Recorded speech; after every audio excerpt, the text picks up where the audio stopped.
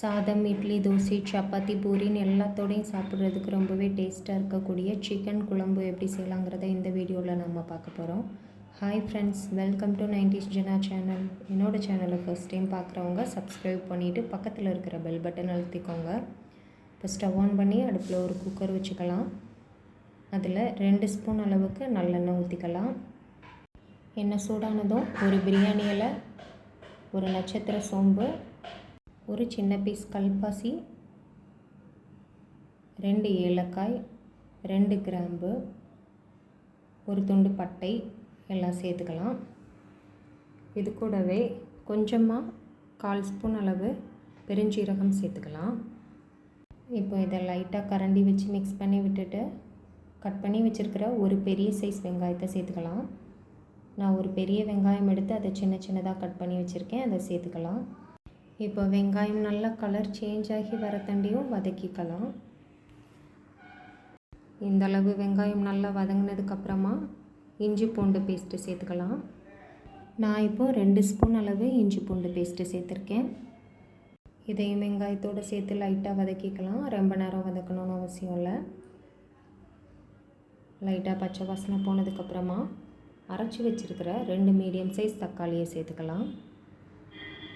2 medium size நல்ல பழுத்த தக்காளியாக எடுத்து மிக்ஸி ஜாரில் அரைச்சி வச்சுருந்தேன், அதை சேர்த்துட்டு நல்லா வதக்கிக்கலாம். இப்போ தக்காளி பச்சை வாசனை போய் அதில் உள்ள ஜூஸ் எல்லாம் நல்லா வற்றி வரத்தண்டியும் நல்லா வதக்கிக்கலாம். தக்காளி இந்த அளவு நல்லா வதங்கி வந்து பச்சை வாசனைலாம் போனதுக்கப்புறமா அதில் உள்ள தண்ணியெல்லாம் வற்றி வந்ததுக்கப்புறமா கழுவி வச்சுருக்கிற சிக்கனை சேர்த்துக்கலாம். நான் இன்றைக்கி சிக்கன் பீஸ், ஈரல், ஹார்ட் எல்லாம் சேர்த்து கிட்டத்தட்ட ஒரு 1/2 கிலோ அளவு சிக்கன் சேர்த்துருக்கேன். சிக்கனை நல்லா மஞ்சள் போட்டு கழுவி சுத்தம் பண்ணதுக்கப்புறமா சேர்த்துக்கலாம். இப்போ இதில் தேவையான மசாலாஸ்லாம் ஆட் பண்ணிடலாம். ஒரு 1/4 ஸ்பூன் அளவு மஞ்சள் தூள் சேர்த்துக்கலாம். 1 ஸ்பூன் ஃபுல்லாக மிளகாய் தூள் சேர்த்துக்கலாம். காரம் உங்களுக்கு எவ்வளவு தேவையோ அதுக்கேற்ற மாதிரி மிளகாய் தூள் சேர்த்துக்கோங்க. நாம் இதில் மிளகுத்தூளும் சேர்க்க போகிறோம், அதுக்கேற்ற மாதிரி மிளகாய் தூள் சேர்த்துக்கோங்க. 1 ஸ்பூன் அளவு சீரகத்தூள் சேர்த்துக்கலாம். ஒரு 2 ஸ்பூன் ஃபுல்லாக மல்லித்தூள் சேர்த்துக்கலாம். ஒரு 1/2 ஸ்பூன் அளவு மிளகுத்தூள் சேர்த்துக்கலாம். கூடவே 2 கொத்து கறிவேப்பிலை சேர்த்துக்கலாம். குழம்புக்கு தேவையான அளவு உப்பு சேர்த்துக்கலாம். நான் இப்போ ஒரு 3/4 ஸ்பூன் அளவு கல் உப்பு சேர்த்துருக்கேன்.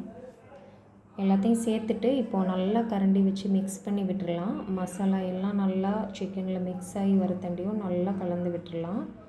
ஒரு நிமிஷத்துக்கு நல்லா இந்த மசாலாஸ் எல்லாம் சேர்த்து சிக்கனையும் சேர்த்து நல்லா வதக்கிக்கலாம்.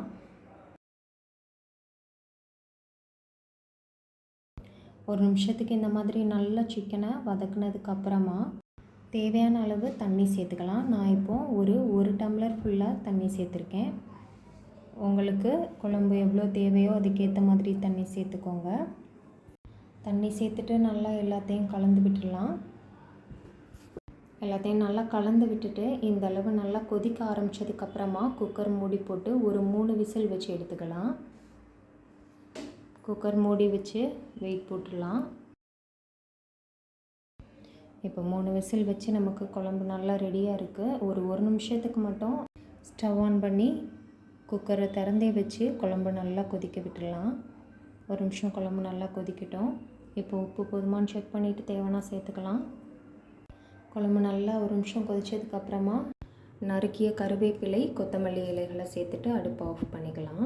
இப்போ நமக்கு ரொம்பவே டேஸ்ட்டான சிக்கன் குழம்பு ரெடி ஆயிடுச்சு. ரொம்பவே சிம்பிளான மெத்தடில் நல்லா டேஸ்ட்டாக சிக்கன் குழம்பு ரெடி பண்ணியாச்சு. இது இட்லி, தோசை, சப்பாத்தி, சாதம், பூரின்னு எல்லாத்தோடையும் வச்சு சாப்பிட்றதுக்கு ரொம்பவே சூப்பராக இருக்கும்.